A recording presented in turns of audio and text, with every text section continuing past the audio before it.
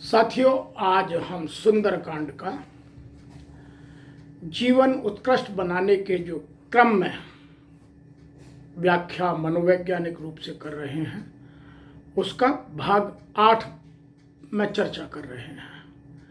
अभी तक हमने सुंदरकांड के द्वारा आप मनोवैज्ञानिक तरीके से अपने जीवन को कैसे उत्कृष्ट बना सकते हैं उसके बहुत सारे आयामों पर चर्चा की कि वृद्ध का अनुभव और युवा की शक्ति, संवाद कौशल क्या है, दूसरों को विपत्ति में समझाने के लिए कौन कौन से तरीके हैं, अपने आत्मविश्वास को बढ़ाने के लिए कौन कौन से तरीके हैं, उन सब चीज़ों पर हम चर्चा कर चुके हैं।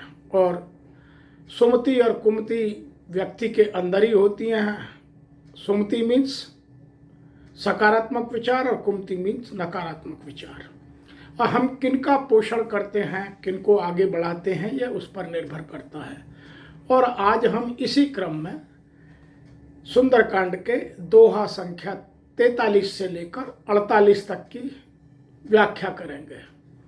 और इसमें हमें बहुत सारे जीवन के नए पहलू समझने को मिलेंगे कि यदि हम अपनी सुरक्षा चाहते हैं तो हमें अपने प्रत्येक एक्शन पर, दूसरे के प्रत्येक एक्शन पर प्रश्न करना आवश्यक है। अब वह चाहे सुरक्षा शारीरिक हो, आर्थिक हो, सामाजिक हो, राजनीतिक हो, व्यक्तिगत हो या मानसिक हो। और यदि हम सुरक्षा नहीं करते हैं तो चूक हो जाती है। इसीलिए सुंदरकांड हमें यह समझाता है कि यदि आपको अपना जीवन उत्कृष्ट बनाना है तो किसी पर भी एक सीमा से अधिक विश्वास मत कीजिए। यहाँ जब विभीषण जी सरेंडर करने के लिए अपने भाई रावण के लात मारे जाने पर श्री राम की शरण में आ रहे हैं, तब भी सुग्रीव जी उस पर प्रश्न लगा रहे हैं। और बहुत सुंदर प्रश्न लगाया है। जान न जाए निशाचर माया, काम रूप के ही कारण आया, भेद हमार ले न सठ आवा, राखई बांध मोह असिभावा। तो उन्होंने अपने प्रश्न करने का क्रम भी बताया कि मुझे ऐसा लगता है कि हमारा भेद लेने आया है, हमारी जो शक्तियां हैं उनको समझने के लिए आया है। तो हमें अपने जीवन में अपने कृत्यों पर, जिसको कहते हैं कि पहले 1000 बार सोचिए और फिर एक्शन लीजिए, या कुछ लोग कहते हैं कि अपना कोई भी एक्शन लेने से पहले 1000 बार उस पर चिंतन कीजिए। यह हमें सुंदरकांड बहुत अच्छे तरीके से सिखाता है। दूसरा, जिसमें सामर्थ्यता है, किसी की सामर्थ्यता पर आप शंका मत कीजिए। यहाँ बहुत स्पष्ट बात हमें यह भी समझाई गई है कि आप अपने एक्शंस को ठीक से विश्लेषण कीजिए, समझिए, उसमें जितने प्रश्न हैं उन सब के उत्तर खोजिए, तब एक्शन लीजिए। लेकिन यह भी समझाने का साथ ही साथ प्रयास किया गया है कि हम जिनमें सामर्थ्यता है, सामर्थ्यता का मतलब है जिनमें दक्षता, कुशलता कूट कूट कर भरी है, जिन्होंने अपनी सामर्थ्यता को डेवलप किया है, जो अंग्रेजी में कहते हैं फर्स्ट डिजर्व देन डिज़ायर। तो जिन्होंने वो कॉम्पिटेंसी डेवलप की हैं उन पर आप डाउट भी मत कीजिए। यहाँ बाबा तुलसीदास जी ने स्पष्ट लिखा है, सखा नीत तुम नीक विचारी, मम पर शरणागत भयारी। यहाँ प्रभु श्री राम से कहलवाया है कि हे मित्र सुग्रीव, तुम बहुत सही बात कह रहे हो कि हमें ऐसा करना चाहिए, लेकिन मुझे जो मेरी शरण में आ रहा है, मैं सामर्थ्यवान हूँ और मैं किसी पर शंका नहीं करता, फिर मुझे अपनी सामर्थ्य का क्या फायदा। तो उन्होंने स्पष्ट कहा कि मुझे जो भी मेरी शरण में आ जाएगा मैं उस पर कोई डाउट नहीं करता। और आज के लोग सामर्थ्यवान किसे मानते हैं? जिस पर थोड़ी सी कोई आर्थिक बल आ जाए, शारीरिक बल आ जाए या भौतिक माया का बल आ जाए तो वो अपने आप को सामर्थ्यवान समझने लगा है। जबकि बाबा तुलसीदास जी ने जो सामर्थ्यवान कहा है उसको कहा है जो सम और विषम परिस्थितियों में प्रत्येक के साथ एक सा व्यवहार करे। किसी के लिए कोई दूसरे व्यवहार की आवश्यकता नहीं है। उन्होंने कुछ उदाहरण भी दिए हैं। समर्थ को नहीं दोष गुसाई, जो सामर्थ्यवान है उसे कोई दोष नहीं लगता। लेकिन कौन है सामर्थ्यवान, अगली ही लाइन में उत्तर दिया है। लोग अधूरा वाक्य बोलकर अपने आप को सामर्थ्यवान बताने लगते हैं। उन्होंने कहा है, समर्थ को नहीं दाऊस गुसाई, रवि पावक सुर सर की नाई।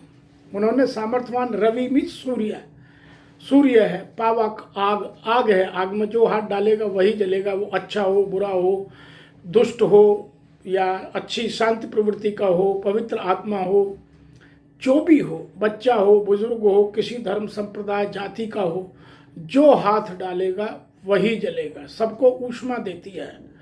तो ये पावक का गुण है। ऐसे ही सुरसरी गंगा में जो नहाएगा वही शुद्ध हो जाएगा।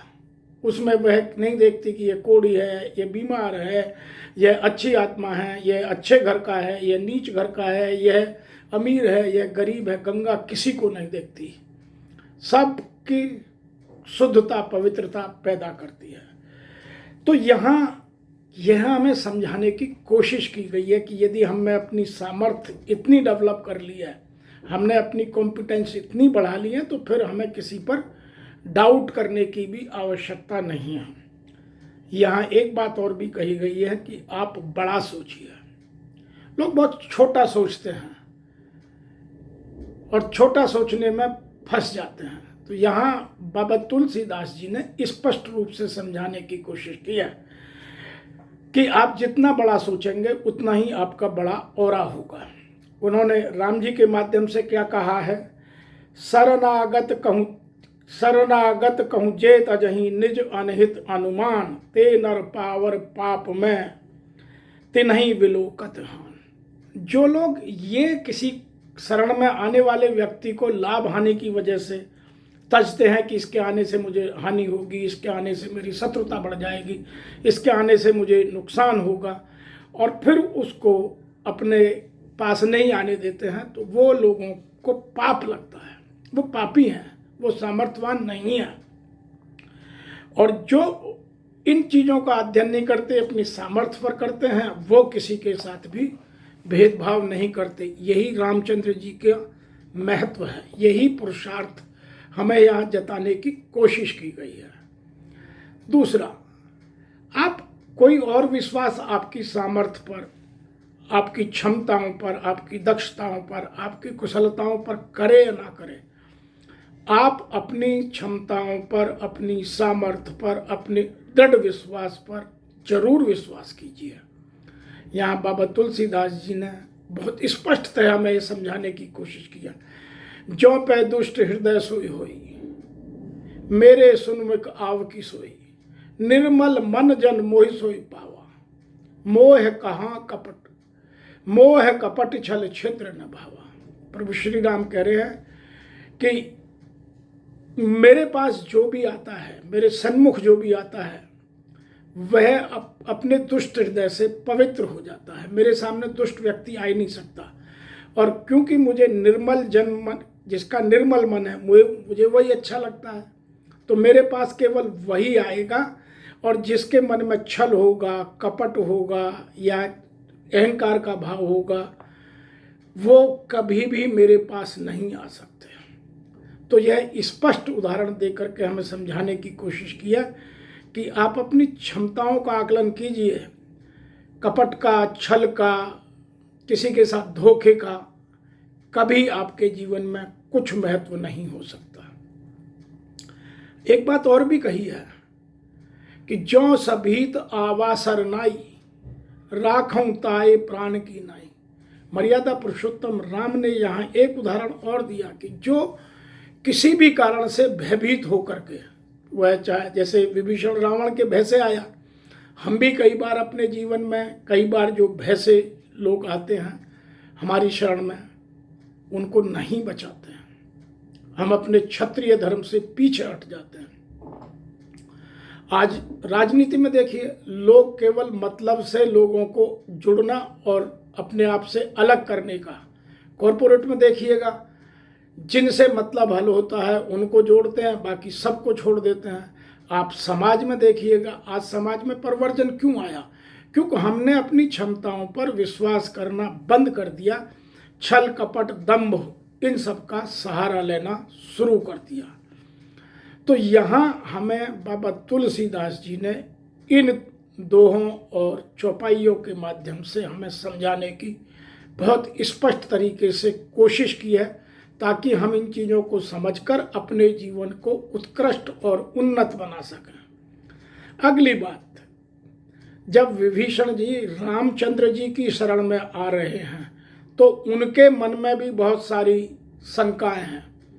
वो भी रास्ते भर यही सोचते आए हैं और उन्होंने आते ही प्रभु श्री राम से क्या कहा, श्रवण सुजस सुनि आय हूँ प्रभु भंजन भवभीर, कि मैंने आपका बहुत यश सुना है।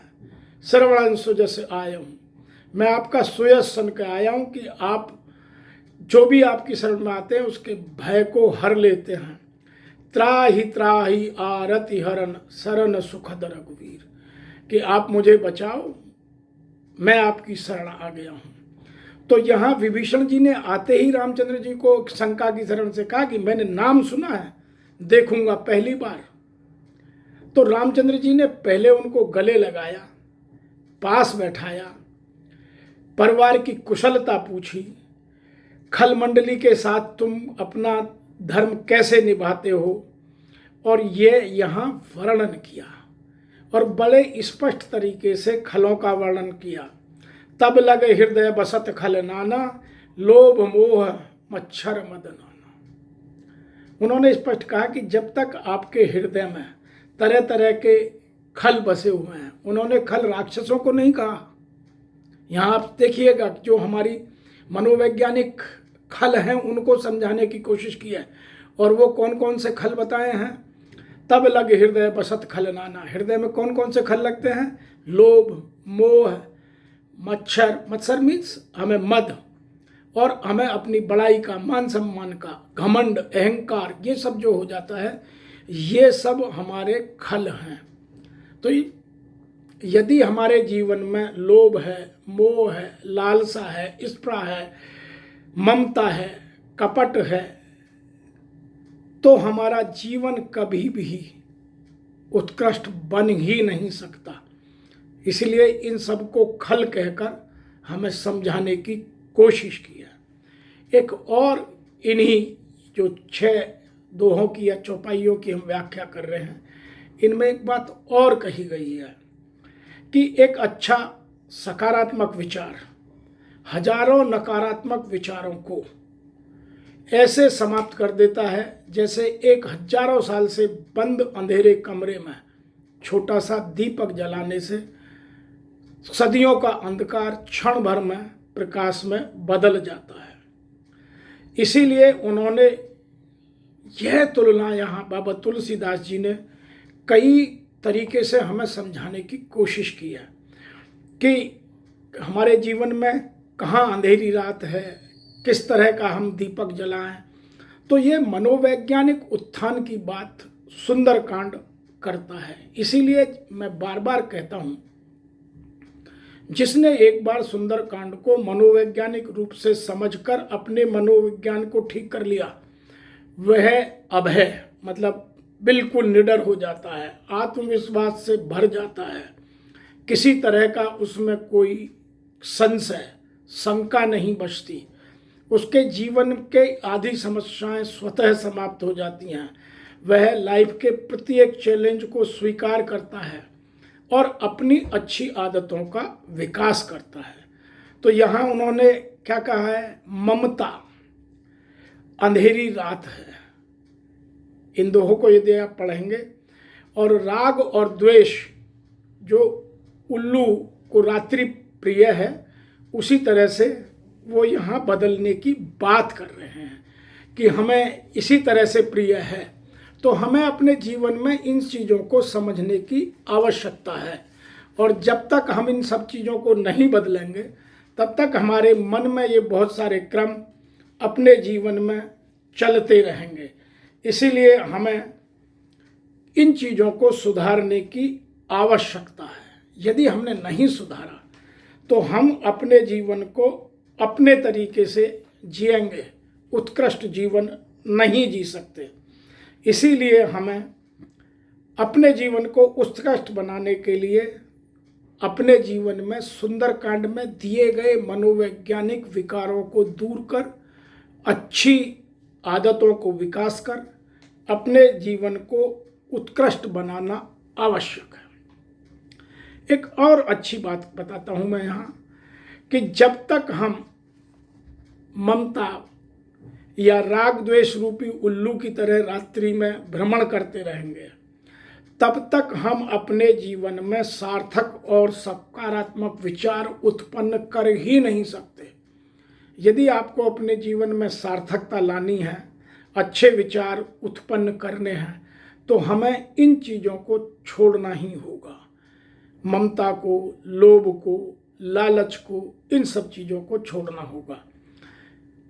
इसी क्रम में बाबा तुलसीदास जी ने यहाँ अपने में दृढ़ विश्वास, अपनी पुरानी आदतों को बदलने की प्रतिज्ञा का भी वर्णन किया है। और यहाँ बहुत स्पष्ट तरीके से उन्होंने एक बात लिखी है, अहो भाग्यमम अमित अति राम कृपा सुख पुंज।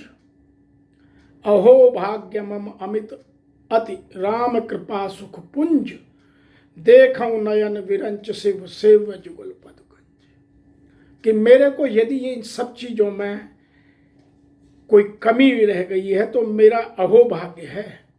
मैं आज अपने उन आँखों से उन चरणों को देखूंगा जिन चरणों को पहले हम व्याख्या कर चुके हैं। और हम यदि इन चरणों की बात करें और इस जीवन को और सुंदर बनाने की बात करें तो हमें अपने जीवन में बहुत सारे बदलाव लाने का दृढ़ संकल्प करना ही होगा। यहाँ एक बात और भी समझाने की बात कही गई है कि साधु कौन।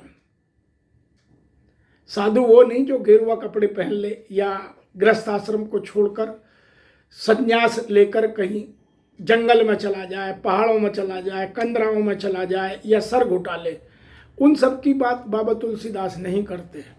बाबा तुलसीदास कहते हैं कि जिसके विचार सकारात्मक हैं, जो सकारात्मकता से अपने विचारों को रखता है, सकारात्मकता से जीवन में काम करता है, नकारात्मकता के दूर रहता है, वह कभी भी जीवन में असफल हो ही नहीं सकता।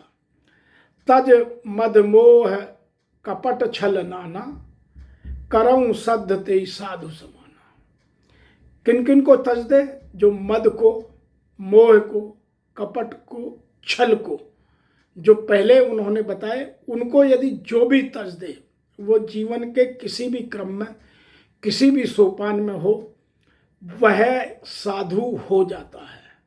तो साधु बनने के लिए हमें गृहस्थ के त्याग करने की आवश्यकता नहीं है। आवश्यकता है दुष्कृत्यों को, बुरी आदतों को त्यागने की। अब बुरी आदतें बार बार वो कहे जा रहे हैं, मद, मोह, ममता, कपट, छल, इस तरह की बहुत सारी आदतों की बात बाबा तुलसीदास स्पष्ट रूप से करते हैं।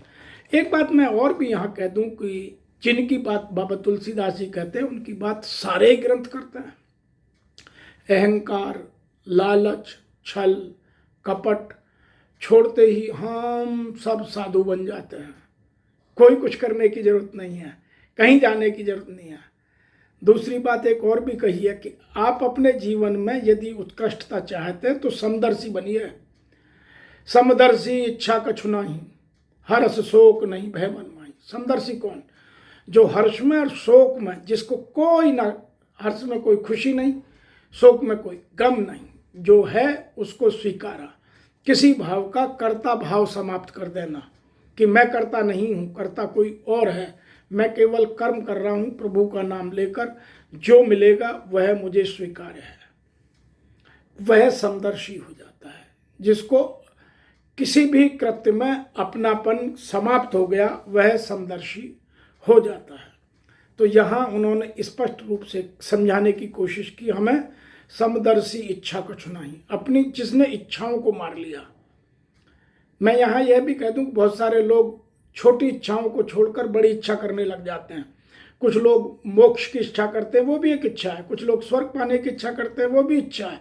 कुछ लोग जंगल में जाकर के अपने आप को साधु बनाने की इच्छा रखते हैं, वो भी इच्छा है। आप इच्छाओं को समाप्त कीजिए और समदर्शी बन जाइए। कहीं जाने की आवश्यकता नहीं है, कुछ करने की जरूरत नहीं है।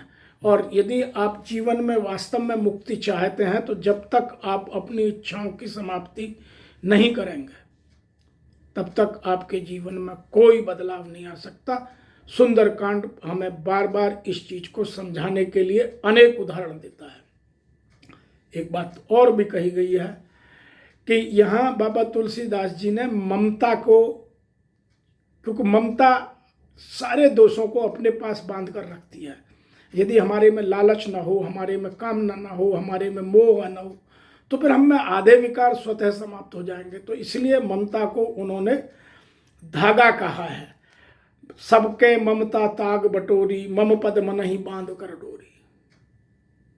ये ममता जो है ये पूरी माला जैसे एक धागे के साथ पूरी हुए मोती इधर से उधर नहीं होते, उसी तरह से ये ममता सबको बांध कर रखती है। तो सबसे पहले इसको ही हमें ठीक करना है। और यदि हमें बुराइयों को छोड़ना है तो सबसे पहले ममता रूपी धागे को छोड़ना होगा।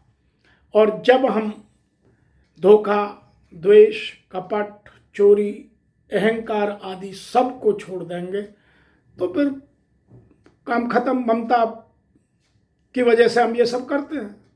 तो यह हमें समझाने की कोशिश की है। ऐसे ही सगुण और निर्गुण के भेद को भी यहाँ बहुत अच्छी तरीके से समझाया गया है। सगुण उपासक परहित निरत नीत दृढ़ ने। बाबा तुलसीदास जी ने एक एक चीज सुंदरकांड में हमारे व्यवहारिक जीवन को सुधारने के लिए बार बार समझाने का प्रयास किया है। तो मैं एक बार पुनः रिपीट करता हूँ। सगुण उपासक दृढ़, सगुण उपासक परहित निरत नीत दृढ़ नेम, ते नर प्राण समान मम जिनके द्विजपद प्रेम। द्विज मीन्स जो विद्वान व्यक्ति है, जो ज्ञान रखता है। अज्ञानी कौन? जिसमें ममता है, कामना है, छल है, कपट है, द्वेष है, चोरी है, सब अज्ञानी है। वो पढ़ा लिखा हो सकता है, उसकी भौतिक शिक्षा हो सकती है, लेकिन मेरे हिसाब से वो अज्ञानी है। ज्ञानी कौन? जिसने ममता को छोड़ दिया और जो ममता के धागे में प्रे हुए जितने भी तरह तरह के नाना प्रकार के खल हैं, बुराइयां हैं, जिनकी हम चर्चा बहुत बार कर चुके हैं। किसी को धोखा देना, किसी के साथ छल करना, कपट करना, चोरी करना, अहंकार करना, सब को छोड़ दिया, वह सगुण हो जाता है। इसीलिए यहाँ सगुण उपासक किसको कहते हैं और निर्गुण उपासक किसको कहते हैं, यह भी समझाने की बात बाबा तुलसीदास जी ने इस दोहे के माध्यम से हमें की है। तो सगुण उपासक वो होते हैं जो परोपकार की बात करते हैं, अपना उपकार नहीं देखते। वो सदैव परोपकार की बात करते हैं कि मैं दूसरों के काम कैसे आऊं। दूसरी बात, वो अपने नियम के पक्के होते हैं। जो नियम एक बार बना लिया, फिर किन्हीं भी विषम से विषम परिस्थितियों में उस नियम को नहीं छोड़ते। तीसरा, जो विप्र हैं उनके चरणों में प्रेम, अर्थात ज्ञानियों के चरणों में प्रेम, अर्थात ज्ञानियों पर विश्वास और श्रद्धा रखना उनका प्रथम कर्तव्य हो जाता है। और जो निर्गुण उपासक हैं वो भी मेरे अतिश्रिय है। ऐसा नहीं है कि मैं निर्गुणों को छोड़ देता हूँ, क्योंकि निर्गुणों में भी कुछ अच्छाइयाँ होती हैं। क्या क्या होती हैं? अनुशासन, आत्म अनुशासन उनमें भी होता है। ज्ञान की निरंतरता रहती है, वो ज्ञान को बढ़ाने की कोशिश करते हैं। तीसरा, आडंबरों से दूरी रखते हैं, वो किन्हीं आडंबरों में नहीं फंसते। निर्गुण व्यक्ति कभी भी जो धर्म के आडंबर हमें समाज में देखने को मिलते हैं उनमें नहीं पड़ता। वो ढकोसलेबाजी से दूर रहता है। वो किसी साधु के, जो असाधु होकर साधु के वेश में घूम रहा है, उसके चरण नहीं छूता। वो ज्ञान पर विश्वास रखता है कि मुझे जितना ज्ञान है मैं उससे अपने जीवन को सार्थक बना सकता हूँ। तो इन 6 दोहों में या इन 6 चौपाइयों में हमें यह समझाने की बाबा तुलसीदास जी ने बहुत अच्छे तरीके से प्रयास किया है। हम उनको कितना समझकर अपने जीवन को उत्कृष्ट बना पाते हैं, यह हमारे विश्लेषण पर या हमारे जीवन के क्रम पर निर्भर करता है। और जब तक हम इन चीज़ों में अपना जीवन ठीक नहीं करेंगे तब तक हमारे जीवन में कोई बदलाव नहीं आ सकता। इसीलिए इन चीज़ों को जानने की बहुत ज़रूरत है। बाबा तुलसीदास जी ने एक बात और भी कही है, जननी जनक बंधु सुतदारा तनु धनु भवन सुहृदय परिवारा। इसके महत्व को भी समझिए कि जननी मीन्स जो जन्म देने वाली माता, जनक पिता, बंधु भाई सहोदर, सुत बेटे, दारा पत्नी, तन धन भवन मेरा अच्छा हृदय, ये सब भी ममता रूपी धागे के इर्द गिर्द चलने वाली चीज़ें हैं। इनको भी ठीक से हमें समझना होगा।